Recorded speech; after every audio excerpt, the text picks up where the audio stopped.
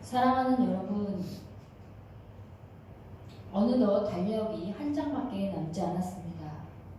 23년을 결산하는 시점인 듯 합니다. 올 한 해 어떻게 보냈나 생각을 많이 하실 것입니다. 저도 올 한 해 정말 바쁘게 보냈다는 생각이 많이 들었습니다. 그럼에도 불구하고 주님께 너무 소홀했구나 죄송한 생각도 많이 들었습니다. 여러분은 어떠신지요? 나름 각자에게 드는 감동이 다를 듯 합니다. 그러나 우리가 유추할 수 있는 것은 예수님께서 재림하셔서 우리의 인생을 결산하는 날이 반드시 있을 것이라는 것입니다.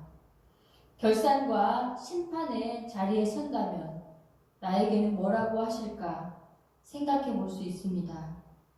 오늘의 본문을 준비하면서 재미있는 예화가 있어서 하나 소개하겠습니다.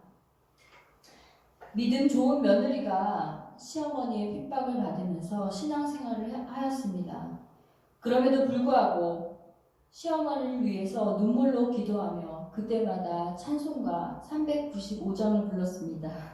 너 시험을 당해, 그 찬송 아시죠? 용기를 다해라 뭐 이런 찬송이잖아요. 그러던 어느 날 이제 그 찬송을 열심히 부르면서 기도하고 그랬던 며느리였습니다. 근데 그러던 어느 날 교회에서 신방을 온 사람들이 그 시어머니에게 전도하기 시작했습니다. 어머니, 예수님 믿으세요. 며느님이 시어머니를 위해서 눈물로 기도를 합니다. 라고 말했습니다. 그랬더니 시어머니가 하는 말이 우리 며느리는 왕래숭이에요. 시어머니를 위해서 기도한다면서 맨날 시어머니 이기자는 노래만 부릅니다. 그러셨어요. 무슨 노래를 불렀는데요? 그랬더니 시어머니가 곧장 이렇게 얘기했답니다. 너 시험일 당해 범죄치 말고 이러면서 너 시험일 이겨 새입을 얻고 이렇게 했답니다. 그래갖고 한참을 같이 웃었다고 합니다. 오해할 만합니다. 시험이라는 단어를 시어머니라는 단어로 착각해서 자신이라고 오해했던 그런 해프닝이었습니다.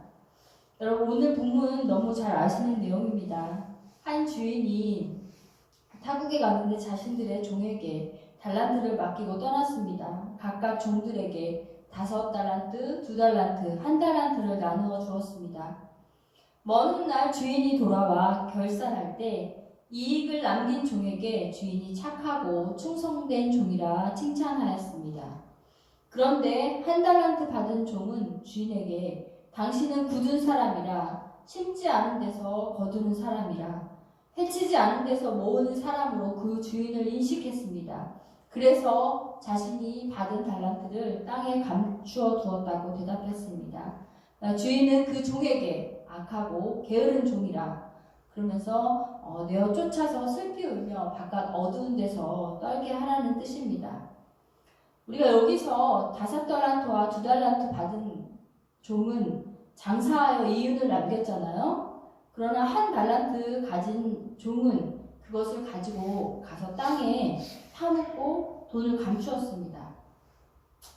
5달란트, 2달란트 받은 종에게는 착하고 충성된 종이라 작은 일에 충성하였다. 많은 것을 맡기며 주인의 즐거움에 참여하라고 말씀하였습니다. 그러나 1달란트 받은 종은 게으르고 악한 종이라고 말하면서 은행에 차라리 맡겨서 이자라도 받았어야 되는데 너는 그렇게 하지 않았다고 나무라였습니다.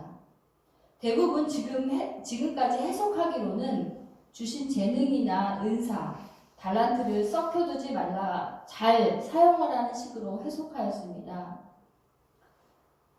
고대 달란트는 복음서를 쓰던 시대에는 무게를 다는 단위였으며 화폐의 단위로 쓰였습니다. 그러나 후대에는 이것을 재능이나 탤런트로 그런 의미로 사용하였습니다. 저는 조금 이해할 수 없었던 부분이 많은 것이 사실입니다. 달란트를 이용하지 않았을 때 지옥에 보낸다. 바깥 어두움에 있는 곳에 보내 재능과 은사를 활용하지 않았을 때 그런 곳으로 보내라는 것을 조금 이해가 가지 않았습니다.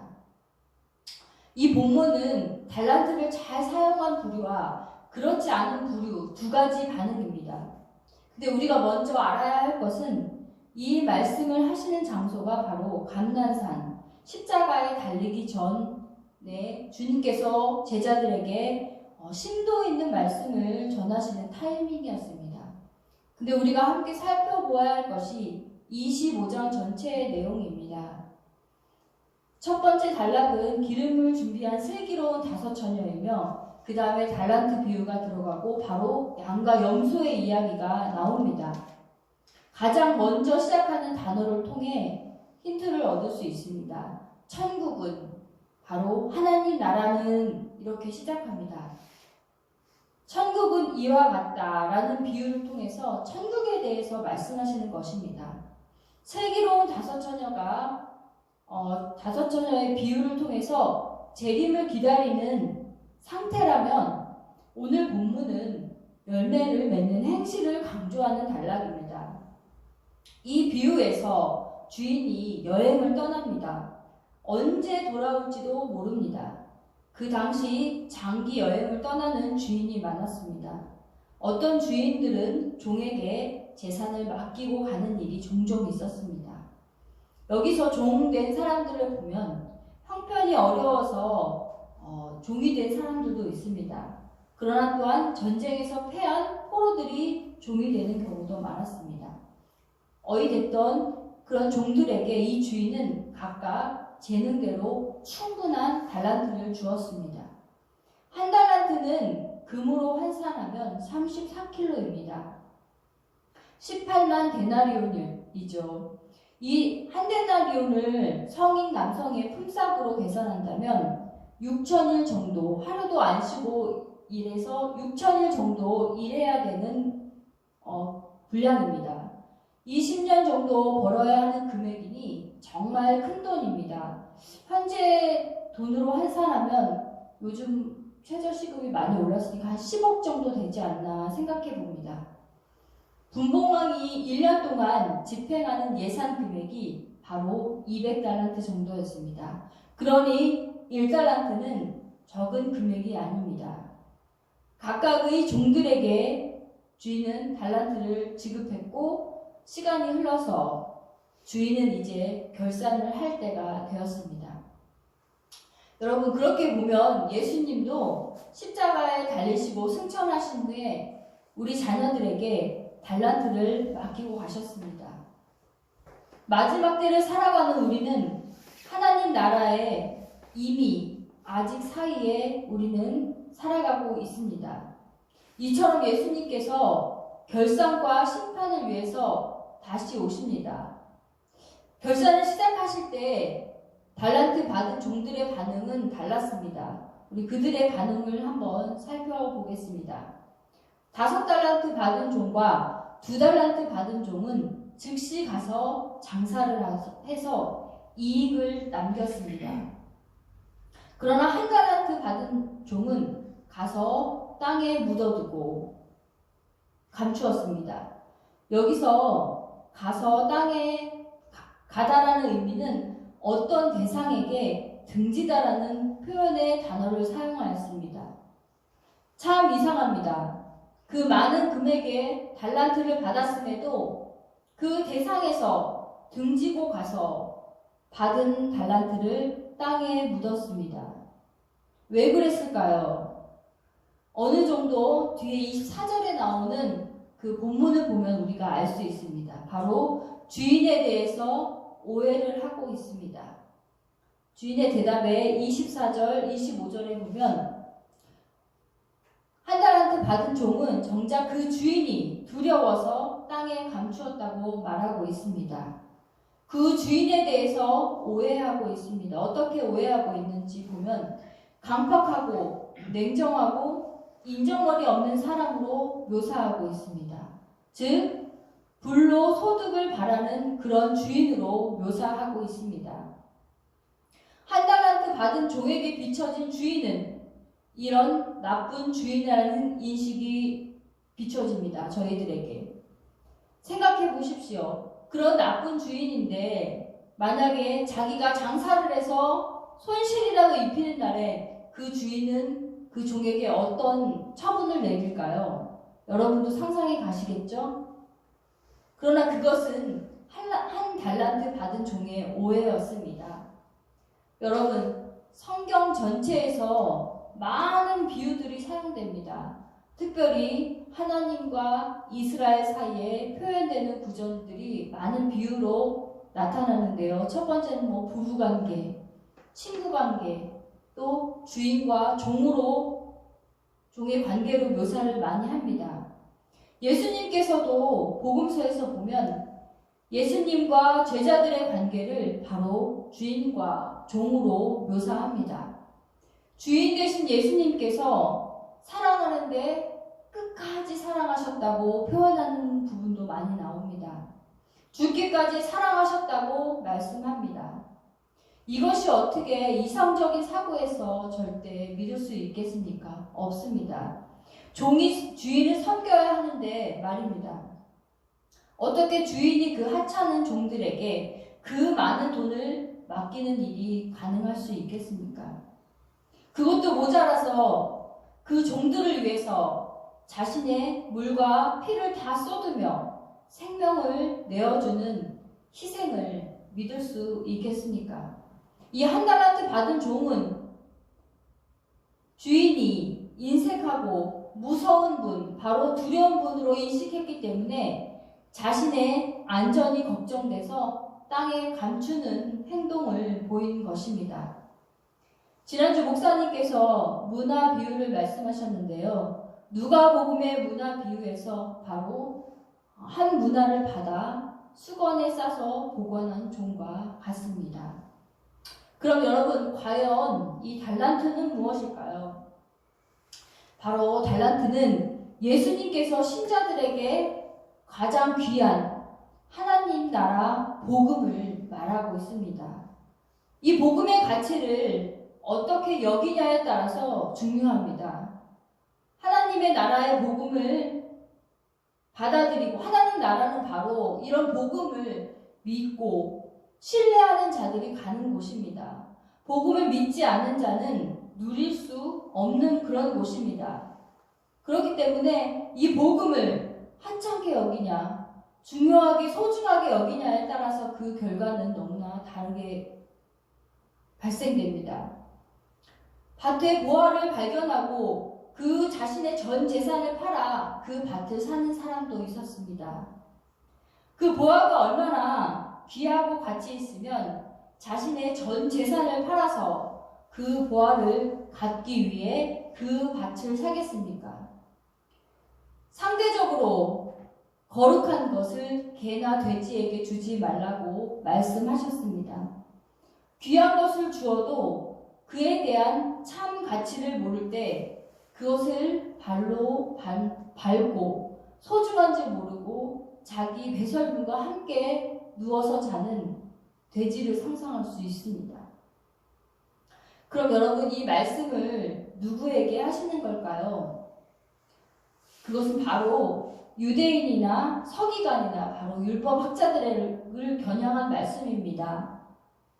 지극히 약하고 작은 민족을 택하여 하나님의 살아계심을 드러내셨습니다. 그리고 하나님이 어떤 존재라는 것을 보여주기를 계획하셨습니다. 그리고 그들에게 말씀을 맡기시고 하나님의 살아계심을 드러내셨습니다. 그러나 그들은 주인이 무엇을 원하는지 알지 못했습니다. 단순히 우리는 선민이야, 택한 백성이야 그러면서 우리만 하나님의 말씀을 잘 풀 수 있어라는 생각으로 가득 차서 그것을 흘려보내지 못하고 끝내 그들은 땅에 묻어두고 사장시켜 버렸습니다. 그래서 하나님의 징계를 받았고 나라 잃은 민족이 되어 전 세계를 떠돌아다니는 그런 아픔을 겪어야 했습니다. 이 말씀을 묵상하면서 나에게 이런 모습이 있지 않나 생각해 보았습니다. 한 달란트 받은 종처럼 나의 안전을 위해서만 살아가고 있는지는 않는가라는 생각을 해보았습니다. 내게 주어진 복음을 유지, 보존만 하기 위해서 하루하루 급급하게 살아가진 않았나라는 생각을 해보았습니다. 오히려 어떤 큰 유익을 위해서, 내 자신의 유익을 위해서만 살아가지 주님의 유익을 위해서는 전혀 행동하지 않은 그런 제 자신도 이 말씀을 통해서 묵상하면서 발견해 보았습니다. 귀한 복음을 내 품속에 품고 흘려보내지 못하는 저의 그런 불충한 모습도 보게 해 주셨습니다. 그럼 하나님께서 원하시는 것은 무엇입니까? 우리는 5달란트 받은 종들의 모습을 통해서 힌트를 얻을 수 있습니다. 그들은 똑같은 칭찬을 받았습니다. 많은 이익이 아닌데도 그 주인은 그 종을 칭찬하였습니다. 그것은 왜 그럴까요? 바로 그들의 태도 때문입니다. 즉시 가서 장사하다 라는 이 표현을 보면 이게 흔한 표현이 아닌데요. 복음서에서 한 2번 정도 쓰여진 표현입니다. 장사는 바로 곧 하나님 나라를 확장시키는 것입니다. 하나님 나라의 천국 복음이 우리 안에서 작은 겨자씨처럼 심기어졌습니다. 그것으로 끝나는 것이 아니라 이것이 큰 나무처럼 자라기를 원하십니다. 귀한 복음, 그 달란트를 품고 묻어서 사장시키는 것이 아니라 그것을 통해서 생명을 살리고 내 안에서, 내 밖에서 하나님의 나라를 확장시키는 것입니다. 이것이 바로 은혜에 반응하는 삶인 것입니다. 바로 하나님께서 이 1달란트 받은 종의 실수를 통해서 우리에게 말씀하고 계신 것입니다. 말씀을 정리하겠습니다. 여러분, 연구하면서 충성이란 단어를 보면서 깜짝 놀랐습니다. 바로 믿음이라는 단어에 쓰이는 단어였기 때문입니다. 믿음과 충성은 바로 동전의 양면과 같기 때문입니다. 충성하려 애쓸 필요가 없습니다. 바로 바른 믿음을 가지면 충성은 따라오는 것입니다. 내가 바른 믿음의 대상을 향해 있다면 충성은 당연한 열매이기 때문입니다. 기도하시겠습니다. 고맙고 감사하신 하나님 아버지, 저희들의 심령에 귀한 복음을 허락하여 주시면 감사합니다.